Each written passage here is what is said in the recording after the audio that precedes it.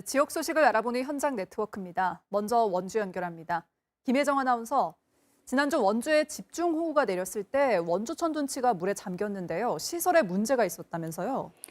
네, 지난 8일 원주에 집중호우가 쏟아져 당시 원주천 둔치가 침수됐습니다.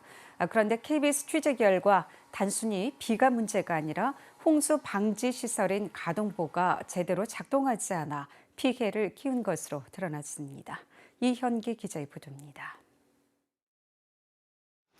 1시간에 40mm의 집중호우가 쏟아진 지난 8일 원주천 둔치의 모습입니다. 하천이 넘쳐 주차된 차에 바닥까지 차올랐습니다. 산책로도 물에 잠겼습니다. 문제는 이런 사태를 막기 위해 둔치 바로 앞 하천에 가동보가 설치돼 있었지만 당시 제대로 작동하지 않은 것으로 드러났습니다. 평소 물을 가둬두는 역할을 하다가 하천 수위가 보 높이보다 20cm 이상 올라가면 보가 바닥으로 내려가면서 물을 흘려보내도록 돼 있습니다.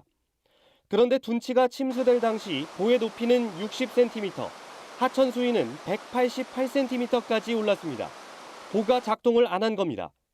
뒤늦게 확인한 담당 공무원이 보를 수동으로 내렸지만 이미 하천물은 넘친 뒤였습니다.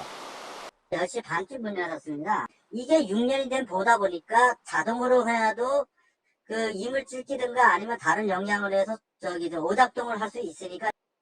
원주시 관련 부서 간 정보 공유도 제대로 안 됐습니다. 관리를 하다 보니까 그걸 이제 보다 체계적으로 통합적으로 관리할 수 있는 시스템을 구축하기 위해서 저희들이 지금 용역을 좀 한 상태입니다. 원주시는 앞으로 보의 고장이나 불량 여부에 대해 확인해 대책을 마련하겠다고 밝혔습니다. KBS 뉴스 이현기입니다.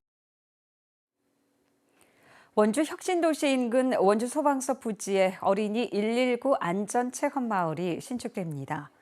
원주시는 강원도 소방본부가 국비 19억 원 등 41억 5천만 원을 투입해 내년 6월까지 어린이 안전체험마을을 조성한다고 밝혔습니다. 어린이 안전체험마을에는 소방활동체험과 지진체험관 등 7개 분야의 15가지 체험시설이 들어설 예정입니다. 영월구는 지역 상품권인 영월 별빛 고운카드 누적 발행액이 이달 안으로 500억 원을 돌파할 것으로 전망했습니다. 이런 전망은 지난달 말 기준 영월 카드 발행액은 490억 9,800만 원을 기록했고 올해 월 평균 발행액이 29억 원에 달한 데 따른 것입니다. 영월 별빛 고운카드는 2019년 11월에 처음 선보였습니다. 지금까지 원주 소식이었습니다.